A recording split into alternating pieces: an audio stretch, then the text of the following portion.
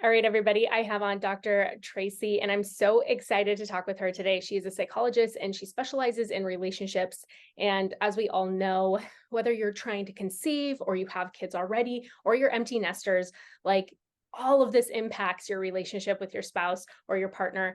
And even if you don't think it will, right? Like my husband and I were like just talking recently. We're like, man, like we're good. Like everybody's like, just wait till this happens, just wait till that happens. And we're like, we're doing okay. And now that we're pregnant with number three, we were like, man, this is a struggle sometimes. um, Yes. I'm so excited to dive into it with you today. So thank you so much for coming on the podcast. Thank you, Liz. I'm so excited to sit with you and to be part of Morning Hava and to have this conversation. Yeah, before we dive in, I always love to ask, what brought you into this work and what made you want to specialize in this area? Specialize in couples. Gosh, this question always takes me further back, but I'm the younger sister. My sister's 5 years older than me, and I think I was naturally curious about the dynamics and how people communicated with each other, and I was an observer. And I can recall early on, we kind of joke in my family of I was the younger sister, and my older sister would come to me and say things like, "Are we dating? Are we not?" And I would say, "Just ask and say what you are interested in." Yeah. So I ended up pursuing a love for psychology in my undergraduate degree. And in my last year of my undergrad, I teamed up with a psychologist who was researching attachment theory in relationships. And from there, truly understanding ourselves from an attachment lens, from the way we build closeness and bonding with significant others throughout our lifespan, from cradle to grave, it has just been so powerful. And from there, I went on to the University of Ottawa and studied with Dr. Sue Johnson and emotionally focused couples therapy. And I'm just so it's always been so interesting to sit in front of couples who are longing for the same thing. We all long for that basic need, the need to know that we're important to our partners, the need to feel connected, the need to know that we're worthy and good enough and that we matter to those people.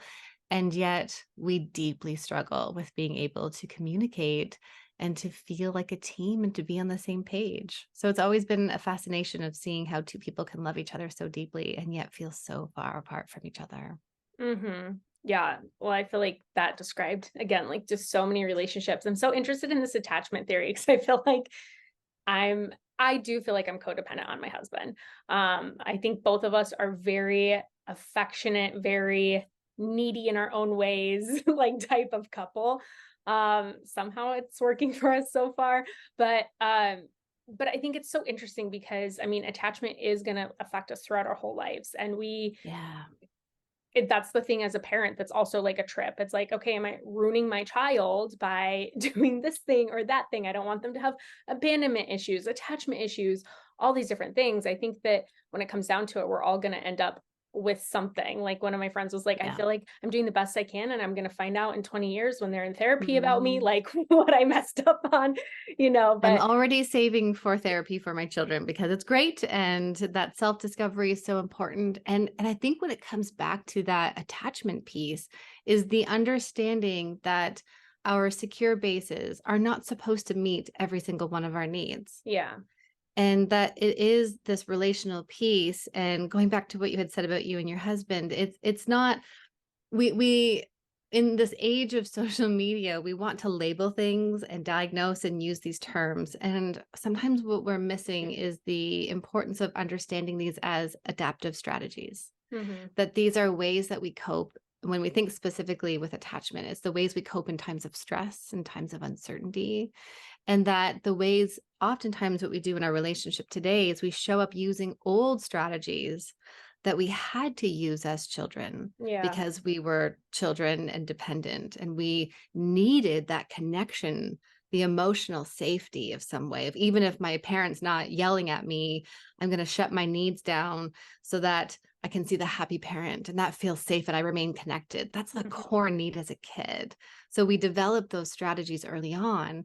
And then now here we are as an adult having to ask ourselves, is that strategy helping me? Is it working for us and how we're moving forwards. I'm always cautious to use that label of codependent, because if it's working for you and you're not Right. fused and feeling disconnected and all of the other things that come with that, then it's something that's working for you too. Right. Right. Yeah. I'm not sure if that's the right word. Because as you were even saying that, I'm like, I just feel like, I don't know, he's my best friend, and we Yeah. do rely on each other. I mean, I think in relationships you do, and we do have different roles. Um, but I do think it is important, like you said. I think one thing that I'm starting to realize is you can't you can't rely on one person to meet every single one of your needs.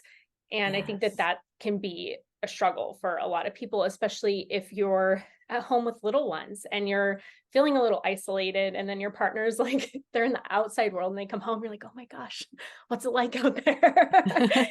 And like you're not getting out as much, or you're just in a different season of life. It can be hard to not put everything on that person.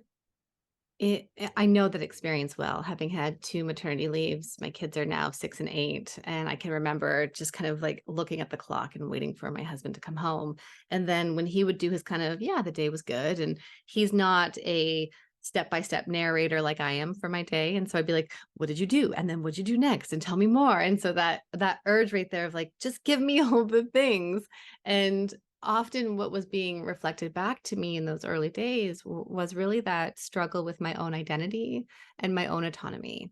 And when I talk about building a healthy relationship, I talk about building interdependence. Mhm. So we have two parts that we're all constantly trying to balance in our relationship. One is the sense of autonomy and our independence. That's the I. These are my thoughts, feelings, desires. I am a separate self than you. And that's really important. We want to build that. And then the other piece that we're navigating is that connection, the intimacy, the co creation of this. But how do we then hold both of those together? And we want to be able to hold both autonomy and connection, and that builds interdependence. But the challenge I find for many parents, particularly mothers, is that they've lost the I, because Mhm. then they're fused or attached with their kids, of course. And then we've lost all of the things that once filled us up. We're not going out to see our own friends or to do the thing that works for us.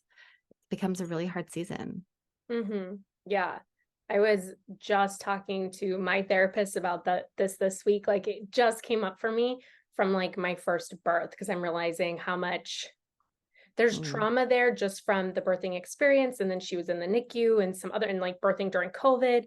And but like the huge identity shift for me was like now it's starting to kind of like come up a little bit in like other ways of me being like, whoa, like that was night and day, and you don't like have time to process it.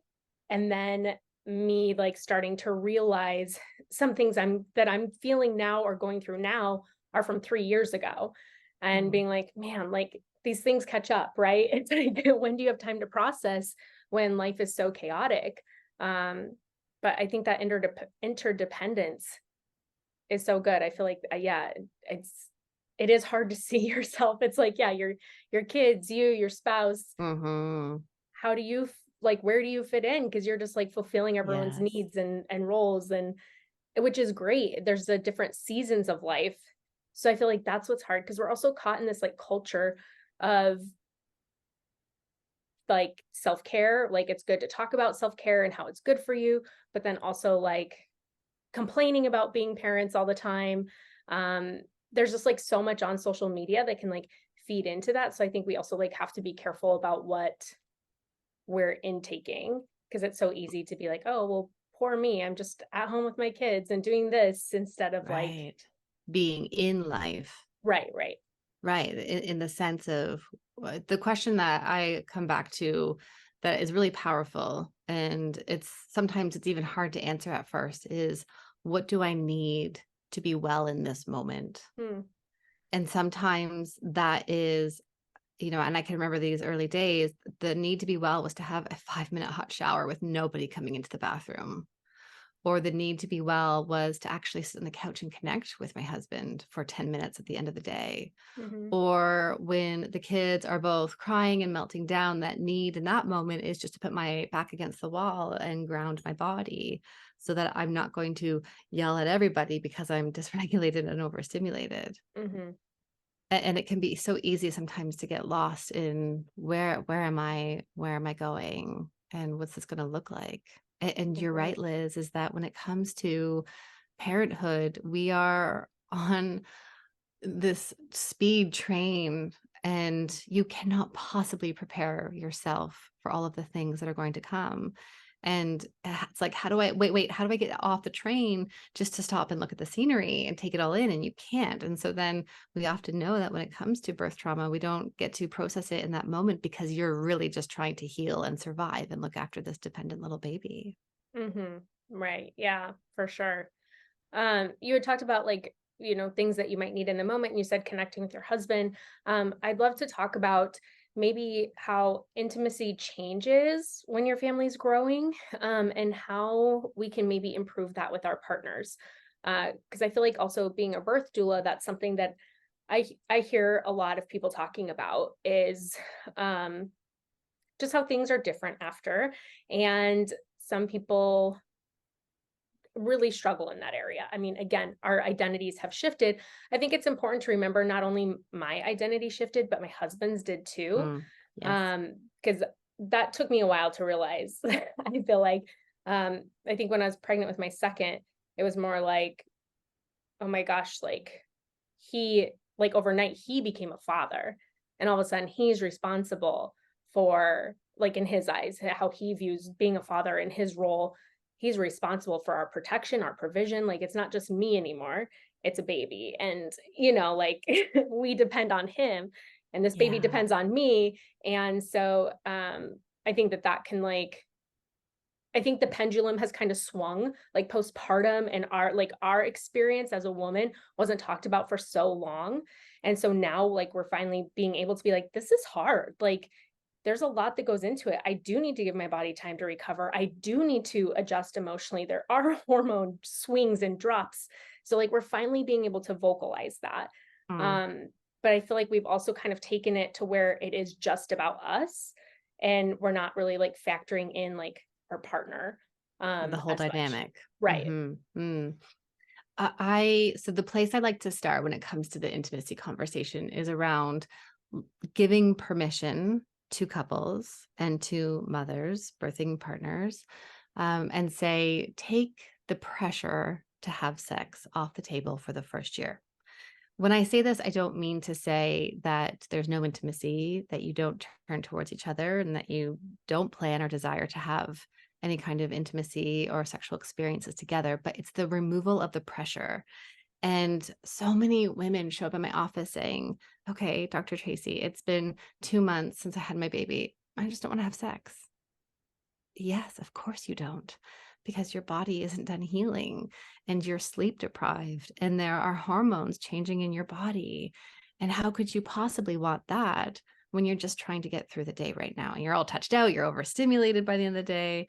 And so I think really the conversation needs to first normalize and I know you know this, the 6 week checkup, Yeah. that's not a clear to go and have sex. If you're ready and you're cleared and you want to, and that's what you and your partner are working towards, great, go do that when you're ready. But it's not oh, well, now we can. It's Right. no, you're healing on track. And that's a good thing. Hmm. So I think removing that pressure is so important. And then the important thing during this season is to remember just how much your relationship has changed. So likely beforehand, sex could be more spontaneous because there were no demands of putting kids to bed. It was more spontaneous. You also had more time and space to resolve any of those tensions that were happening between you two that might then go and impact your intimacy. Hmm. So these are really important pieces then to think about that you don't have now that you've had a child. And what then tends to happen is um, what shows up postpartum. It shows up as difficult emotions, resentment, guilt, shame. Birth trauma shows up, sleep deprivation, hormonal changes, how you feel about your body also Yeah. changes. And all of that loops into our feelings of desire. Desire has to start within ourselves. And if we don't feel good about ourselves or our relationship, then it's really hard then to enter into sex. Hmm. And the other challenge that we have is oftentimes before having a child, we talk about intimacy as sex, and that is with our organs, and it's ending with an orgasm. Mhm. And instead of viewing the bigger picture of intimacy. So yes, sexual intimacy is one piece, which is inter and outer course, and it could or may not include orgasms. But then there's physical intimacy, emotional intimacy, experiential intimacy, value-based intimacy, intellectual intimacy, where you share a podcast episode together. There's all these elements that go into making up the closeness of your relationship that oftentimes then during postpartum, partners come saying, well, we're not having sex. And if one partner's not ready, we don't want to force that. So how else then are you nurturing each other so that you feel close, connected, and intimate? Mhm. Yeah. I love that because I do feel like so much does ride on the sex factor, and that's just your way of connecting, and that's it. Mm, mhm, And I think that I feel like that's also just something that we've been taught, like from the time we were younger. Um, I think even just like growing up in like the Christian church culture, it's like that's your job, right. as a wife is to fulfill your Yes. husband's physical needs. Hmm. Um, but the relationship, hopefully, your relationship is so much more than just that, and it is a great opportunity to like find different ways of being intimate, to connect in different areas. Because I think we also just get so busy that we don't make time for any of it. Hmm. Mm. That's the other piece too, is before having kids, that scheduling or intentionality didn't have to be there because of the time and space you had. Hmm. And now after kids in that postpartum period as well, you might then want to consider, okay, this is the day, we're going to choose Sunday. It's not that we're scheduling it for 7 p.m. and we do A, B, C, D. It's more of the intention forward. We choose to leave the dishes at nap time. And instead of saving it until the end of the day, because nobody wants to have sex at the end of the day when they're completely tired and drained, maybe you do it at nap time when the kids are sleeping. Hmm. Maybe it's a time when the kids are having their screen time and you can lock the door of the laundry room, right? So there's all these other ways of negotiating that space so that you can prioritize it. Hmm. Yeah. Yes. One thing that I love about, before we dive into kind of like new roles a little bit, um, I love how you've gotten your husband to like be in the videos with you on Instagram. How did you get him to Mhm. sign up for that? Well, and it's funny because my book is I didn't sign up for that. And Greg's been such a good teammate. It's incredibly interesting to own a business together and then also to parent together and to have all of those roles at the same time. And he was just so supportive to see what was really meaningful to me, which has been around reaching more people outside of my office Yeah. and being able to share the tips and tools that I think we all should have access to. And appreciating that therapy might not be of everyone's interest. It might not be possible. Their partner might not be interested. And so I think having him show up in the videos just really allows people to see themselves reflected back into the video. And over time, I've asked him, well, would you do this part with me? Would you play that part? And he's just been eager and so supportive to do that with me. Yeah, that's so sweet. Yeah, I mean, you offer a ton of free resources and information and like real life situations on your Yeah. Instagram. Like there's been so many times where I've been scrolling, I'm like, oh yeah, like been there, like just what Yeah. you're thinking, what he's thinking, or how he says something, and maybe how you can reword something so that your partner can actually receive it. I think is huge. Um, because communication, I feel like you were saying at the beginning, like as a kid, if you were like, okay, well, I'm just gonna shut down to keep my parents happy right now, like we kind of get stuck in those roles as adults. Mm, And so how can you be there for me or help me when I'm shut down? Like I can't communicate my needs to you. And then I'm just bitter, right? Then all those other things that we talked mhm, about come up. So it's mhm, like how do we open that portal? And you have a ton of great content out there that talks about that. But I'd love to maybe like touch on that because I feel like in our new roles, becoming parents, it's so easy for those emotions to come up. mhm, Um, bitterness, I mean, I can't tell you how many times, and I'm sure anybody, you've looked at your sleeping husband, partner, and been like, Are you kidding me right now? Like when your baby's screaming and you're so sleep deprived and but it's not they're not doing anything wrong. They're not like, well, screw you, I'm sleeping, you They're know? not doing it to you, and I think Right. that's what shows up in our relationships often is we personalize it, and it's like, Hmm. "You're doing this to me," and it's like an offense to me when it's this way of being for your partner and who they are. Right, exactly. Uh-huh. So I think those things are going to come up no matter how much you've prepared, talked about things. Um, but I think for a lot of people who haven't, and then they struggle communicating those needs, like how are we able to start to tackle identity shifts and new roles and like have a healthy relationship with our partner? Mm. And let me back up and just say this for the listener, because I think it's really important for us to learn is that in your life, likely you have never taken a course on communication, Hmm. on how to be and exist, coexist, or co create in an interdependent way with another person. These are skills and tools that we can all learn. And at the same time, nobody teaches us. So if you're finding yourself really struggling in this season, I want to remind you that you are not alone in that experience and that despite many people not talking about the hard stuff that's happening in their relationship, people are going through really hard things that we don't necessarily know about. So, Hmm. I think sometimes one of the biggest places to start with is around curiosity. I label 4 C's in my book, and the first one is curiosity. And that curiosity is really important, not just for what the other person's doing, but also for yourself. So when we notice ourselves having this big reaction and your partner is sleeping and you are getting up for the third time, I will never forget the one morning. I think my second was 8 months old and maybe six, I don't know. But my husband woke up. He's like, "Oh, that was a fantastic night. We slept through the night. That was great." And I had been up probably one of our worst nights. And I looked at him and was like, "Uh-huh." Right. Right. So that curiosity is okay, what's happening inside of me in this moment? What is being stirred up here? What thoughts and feelings am I having? What assumptions am I making about my partner? A common one that shows up for me is he's not helping. He's not doing anything. Mm-hmm. And that is not true in any way, but it's definitely true in that moment in my body when I'm feeling that way, when I'm triggered and overwhelmed. And then that curiosity can also be really helpful to try to unpack what's happening for my partner. What is their experience in this moment? How are they understanding what's happening between us or in the situation that we're in right now?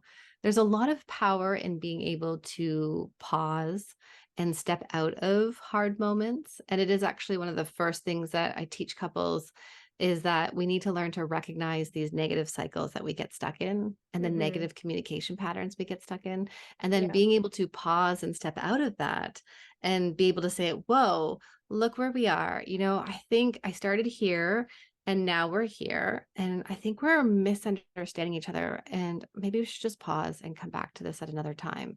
And that pausing is so easy for us to say on a podcast. And yet in the moment, it is one of the hardest things that we could do. Right. Mm-hmm. Yeah.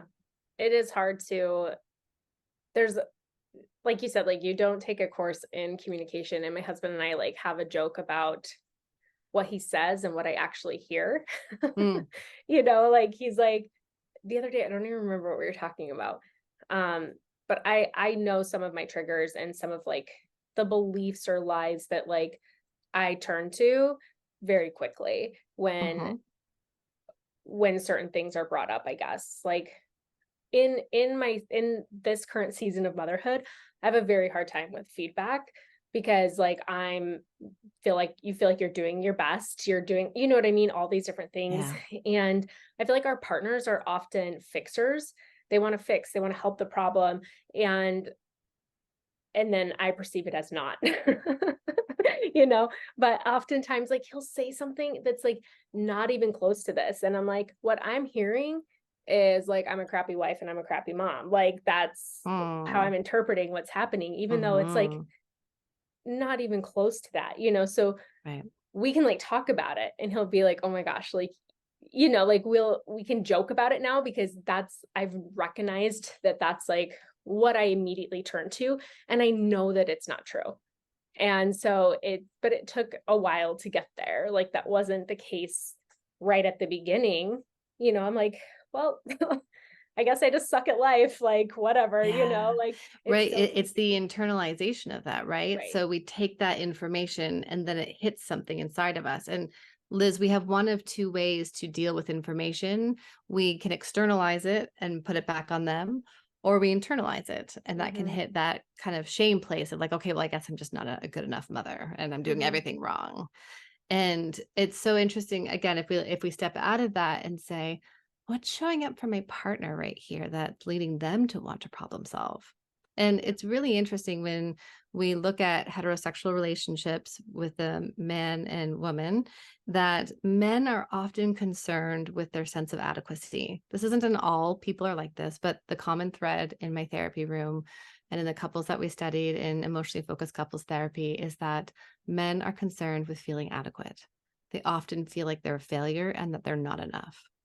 Whereas women are more concerned with connection and feeling like they matter.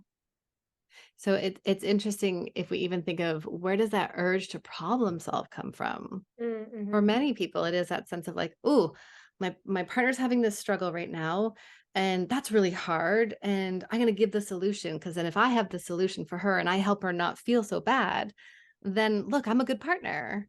Mhm. I want to be a good partner. But then you receive it as, oh, look, I'm not good. Yeah. Mhm. Yeah. It's so interesting how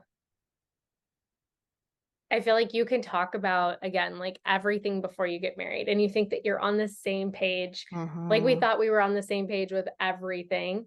And then I got pregnant, and then we had kids. And then you realize, like, wait, you want to do it that way? Really? Like Right, right. I thought that we both wanted the same thing. But I mean, we're also always getting more information and learning and growing. And it's also okay to change your mind about stuff. Yeah. And I think that that's hard when it's like, well, you said we could do this with the kids, but now you want to do that.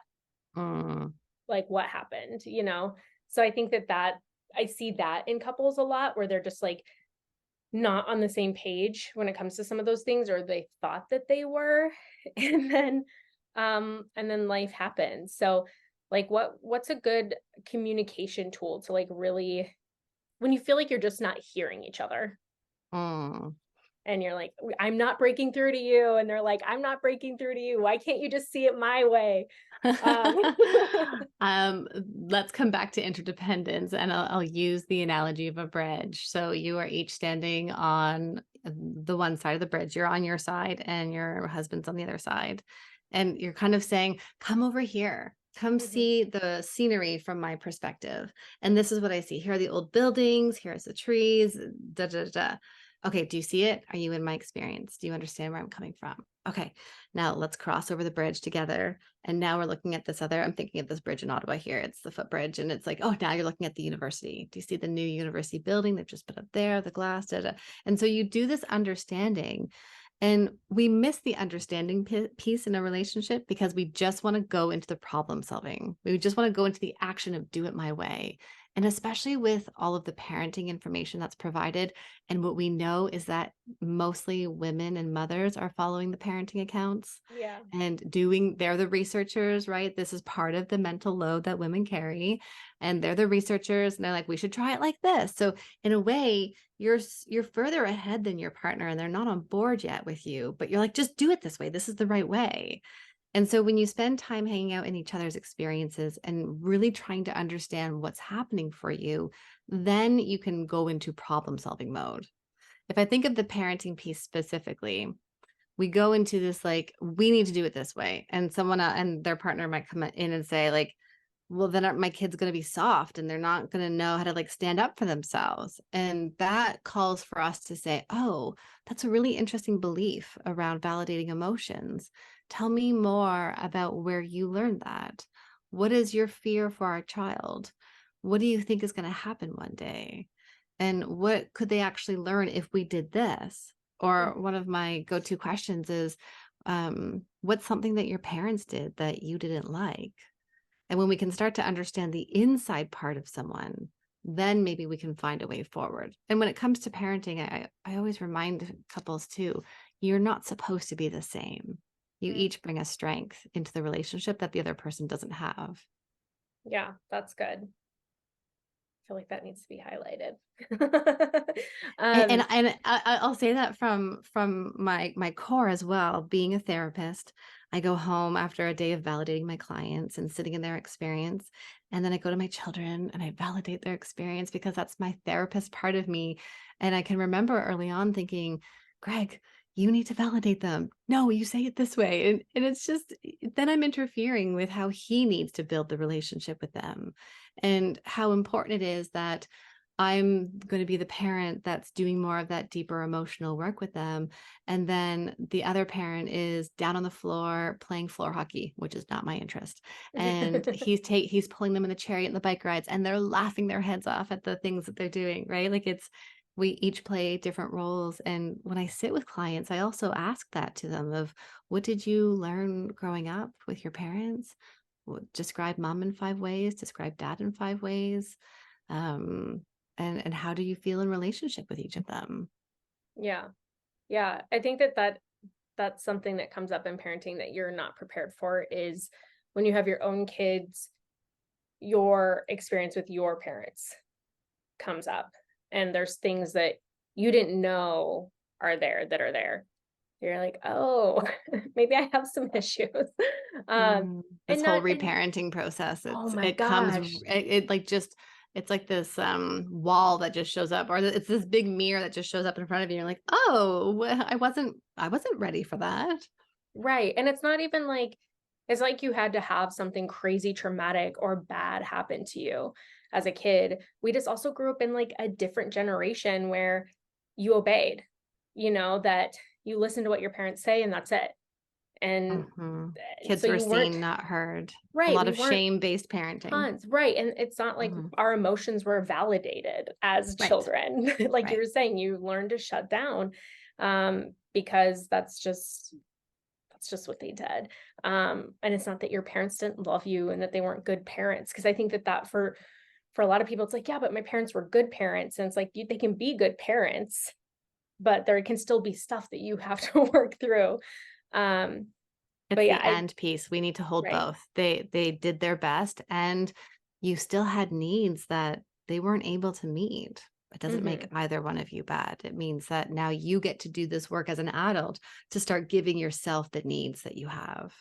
Right. And there's also like so many situations like out of your control. Like maybe both your parents worked a lot because they needed to provide financially. Like, there's so many things that it's not that they were choosing to neglect you or to do something. But yeah, as kids, we just interpret things differently and those things can stay with us. Um, and come out when we become parents, or even when we get married and we're expecting certain things from a partner and it's showing up Mhm. differently. Um, but I loved how you talked about the bridge. I feel like one thing that my husband and I, when we're not seeing eye to eye on something, we always remind each other that we are on the same team, like that we're not against each other, we're for each other. We both want what's best for our family. Mhm. This isn't like a me versus you, it's a left or right. Like, do we choose red or Yeah. blue? So it's not like one of us is trying to destroy our family and the other one has the answer. It's like you're saying, you just see Mm. things from a different lens, and it can be hard to, I guess, see the other side. Or maybe you see the other side, but you just think it's wrong. Like you're just like, no, but I'm right. So It's the a piece of advice we received early on in our marriage was around artwork in the house. And it was, you will never both fall in love with the same piece of artwork. So someone has to choose it. And you yeah. accept that one person is choosing that piece and the other person is choosing that piece.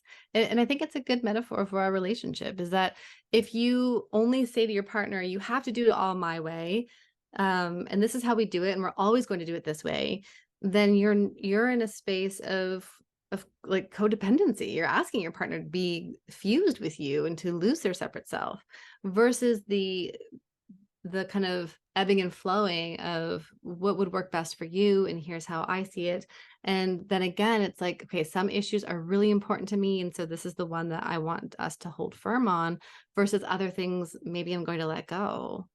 And having before having kids, my counters used to be like my kitchen counters would be like the thing that I would just hold on to, and I just desperately needed them to be cleaned off at the end of the day, and I could start the next day in a different place. And then having kids, I remember asking myself, I am either going to choose to be connected to my family or choose to have a clean house. And, it doesn't have to be done all in the way that I want it to be done. Mm-hmm. Right. Yeah. Yeah. It can be hard to let go of those things. And I love what you were saying about like letting them do things their own way. I think that as moms sometimes, or as like a primary caregiver, it can be easy to want to control little things that really don't matter. Like your partner is a grown adult who knows how to care for your children, who can Mhm. brush their teeth a little bit differently than you do, who can maybe do bedtime a little bit different than you do, and that's okay. Like that's also like such a good time to work on letting go and letting them be a parent too. I Mhm. think that we can get caught up in little technicalities that really don't matter. It comes from a good place. It comes Yeah. from this desire to want our children to be happy, for us to not repeat these old wounds that we have inside of ourselves. And at the same time, then it is about coming into what your values are, and the values of being able to see that both parents are involved here, both parents can show up differently, and there's love coming from both people, and there's limits and boundaries, and it's a lot to hold. Mhm. Yeah. Yeah. I think the bigger for me, I find it pretty easy to let go of smaller things. It is bigger things. Probably for Would you both of say that us. now as a parent that it's easier to let go of the little things versus maybe before parenthood? Not really. I've always been like a very go with the flow, Mhm. don't really care about a lot type of person. Like what I could take it or leave it. I'm sure that there's probably certain areas that I'm more that way. Um, but I think, when you feel like you have monumental decisions Mhm. with your children, with birth, with even your marriage, with moving, with your job, those types of things, I have a hard time. Like, I feel like the weight of the world is on my shoulders to make a decision, or that like you're gonna make the wrong one, or and I feel like with most things, at least for me, what I've tried to tell myself for most things is that there's not necessarily a wrong decision, that there's a lesson, or whatever comes with that.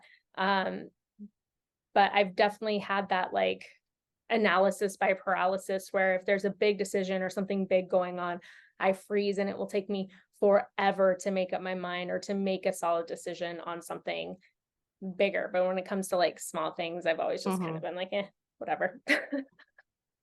Like I've It's never, like, I don't know, like even like dressing my kids, like I know people who care about what their kids wear.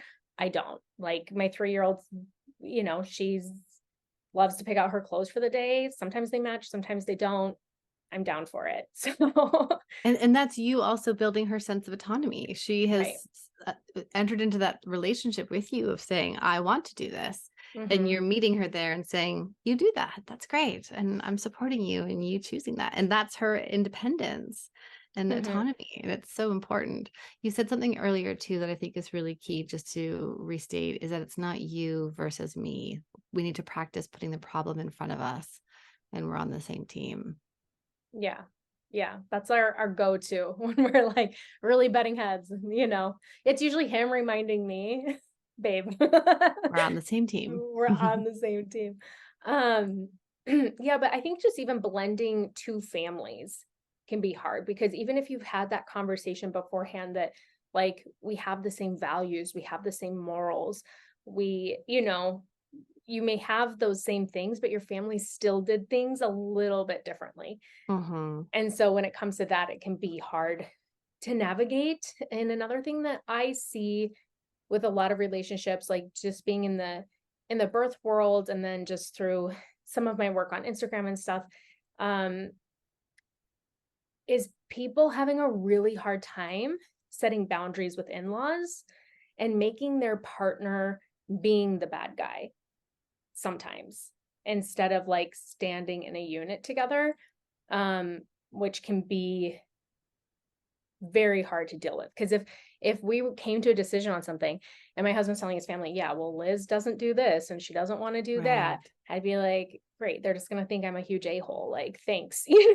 like You become the scapegoat right. or the bad guy. And um, that is a tricky dynamic because it then separates that the collaborative part that you want in your relationship. It's a we.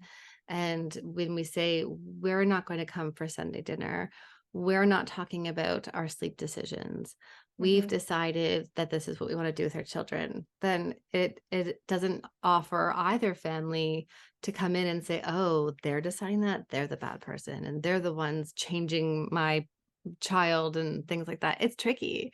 And again, when we even come back to that idea of what do we learn growing up, um, people don't necessarily learn boundaries and how to Right. communicate their needs. And so then you are in a really important season where boundaries are needed and they're appropriate and they're okay. And one or both partners don't really know how to navigate that together. Mhm. Right. I know it can be really hard. I hear a lot of in-law stories. Well, my husband and I I have do like too. a relationship podcast that we like have to.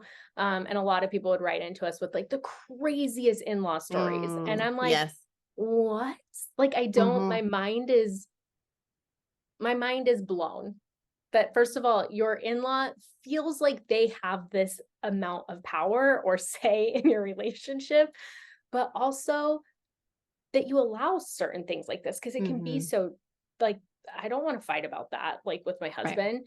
Um, I was just talking to a friend today and her husband's doing a bunch of stuff with work, his only days off Sunday. They're both sides of their families want to hang off on Sunday and they just decided Sundays we don't hang out with anybody. It's our day together as a family unless it's like a birthday or a graduation. We're not doing Sunday dinners. We're not doing whatever. And both sides are pissed, but they're like, we don't care. So it was like Yeah. great that they were able to stand together, even though one of them might feel more strongly than the other, or, one of them might blame the other spouse or whatever. Like they, just standing together and making that decision for both sides, that's a hard boundary. But like when you're Hmm. turning it on the other person, then I feel like Hmm. it almost gives that boundary the in-law or whoever might think like, oh, well, that boundary can be pushed because it's It doesn't just exist. Yeah, it's you. just with her, of course. And why do these problems exist? It's because each party has their own expectations of how things are going to go. And again, if we think we don't prepare our relationships to have children, we definitely don't prepare our extended family relationships. Yeah. When have you sat down with your parents or your in-laws and said, so tell us about your expectations of becoming a grandparent? What Right. do you hope to be involved in? Okay, now let me tell you what I'm going to be doing and needing from Yeah, you. true. Right. And then instead, you are again back on that speeding train and things are just happening in front of you. And if you struggle to identify what your need is and feeling and to how to communicate it in that moment, and then so that's one piece, but then on top of it, your partner stands there and maybe doesn't see it. I hear that commonly from people in my Mm, community that, my husband doesn't even see that there's this um guilt tripping that's coming at us for us having this boundary. So if your partner doesn't see it or your partner doesn't then know how to also communicate that, that really does create this tension between the couple, but then also the tension with the extended family members. I think the important piece, and I know that this is a really important element to consider when it comes to culture and religion as well, but I do remind couples that you have taken the magical pieces from your family and now you are bringing what you want to bring into this family, and you are now a family unit and it's we, and we have to protect each other and look after us. We're the ones in this house together. We're the ones raising the next generation. They did that already. And mhm. now it's for us. And sometimes that means that there are some greater distances and visits are further apart. Sometimes it means that there is space taken, or visits are shorter and not as frequent.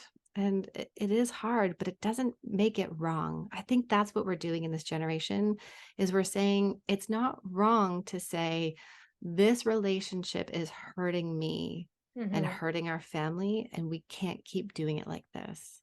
Right. Right. Yeah, that's part of that reparenting, right? Taking back some of that power. And my sister sent me this quote the other day, and I thought it was really powerful, and I'm totally going to butcher it. But it was like, "Oh, that ran in my family until it ran into me." And I thought that that was Mm. so good because there's Oh, so that's many like good. generational patterns or things that we might even blame on generational patterns. But I mean, if that was what you were taught, what you were shown, it can be so hard to break those chains. But you do see so many people in our generation doing it, wanting to do things different. And I do think that that's when you're saying like religious and culturally, like that's also where it's really hard because, where my husband's family came from in Italy, like 3 families would live in a house together. And when you would have a baby, your in-laws would take care of the baby, all these different things. And so now I'm finding it hard to figure out how to have that community and that village and rely on others, but with how I want it done or how I Mm, want certain boundaries done. So it's like, I need you. I need your help, but you can't do it this way. Like you mhm. can't, these are the rules and the guidelines that we have. So it's like it's can be hard establishing that and like wanting the help, wanting people in your family to be accessible and being so grateful for that and wanting them to be able to help, but then also like having hard, boundaries Yes. around that and changing that to where it's like it's not just a cultural thing where this is just how we do things. It's I'm intentionally doing things differently. So Yes. it can be a balancing act. It's hard. This Yeah. is really hard work that our generation is doing. And for people who are getting into that mindset of, oh, are my boundaries bad? Or I need to explain all the reasons why I'm doing it this way. You don't. You don't have to Yeah. do anything with that. And I think one of the most powerful things you can do is recognize the discomfort inside of you and to learn to hang out with that discomfort. Because when we justify and explain why I want you to do it this way or why I'm not doing it that way, or if we go into the, oh, maybe I'll just like change the boundary and not do it, then we lose the sinking into our own self and what's good for us and our family. We Hmm. don't we don't want to abandon and give up all of our own needs. Um, and it's just a really hard space to go into. We're doing a lot of Right. hard work in this generation. Yeah. The justification is really hard for me Mm, because I feel like I need to, not that anybody's like asking necessarily, but I feel like I need to have all the information to present why I'm making this decision. So I'm like, oh, I need to research this, this, this, this. So then the next time somebody says this to me about my daughter, I'm like, well, did you know all these studies and all these things? Instead of just being like, oh, we're making a different choice for our family. That's it. I yeah. feel like I have to have the justification. Like, and I think part of that is my need to convince you that I'm right, that I'm Yes. doing things right. Cause I need validation as a mom. Like I want to feel like I'm making the right decisions for my kids. So I feel like that can be hard because then I'm also obviously trying to convince you so that you think I'm a good mom, which is my issue. That's our own stuff that shows up, right? And it's Right. like the desire is I'm going to set the boundary and the other person will be like, "Oh, Liz, thank you. You're right. I Right. don't tell you when I'm coming over. I just show up and I could see that that's really hard for you and you must not like that because you've got your day thrown. So, you know what? Next time I will make sure that I text you guys a week ahead of time and we'll plan it together and I'll hold Right. that time and date." Right? Like we just desire for others to show up that way, and it's not, and that really does challenge that inner part of us that really desires to be the good girl. We learn throughout our life and societal messaging, be good, be the good girl, Right. and that doesn't work. Hmm. Before you wrap up, I'd love for you to tell us about your book. And then I know that you have like different ways that people can work with you. Yes, my book is coming out on September 12th. It's called I Didn't Sign Up for This. The subtitle is long. It's A Couples Therapist Shares Real Life Stories of Breaking Patterns and Finding Joy in Relationships, including her own. I'm teaching you all about interdependence through real life stories in the book. I wanted people to see the everyday struggles that show up in my office, because oftentimes I'm sitting with a couple who are struggling and saying, is this just me? There's something wrong with us. And I'm thinking, I wish you could have seen the other person I was working with the other day. Right. So I'm hoping that people who pick up the book and who read it, that they see themselves reflected back in those stories. They see parts of themselves. And at the end of each chapter, I give an exercise that you can do for yourself, or you can do it with your partner.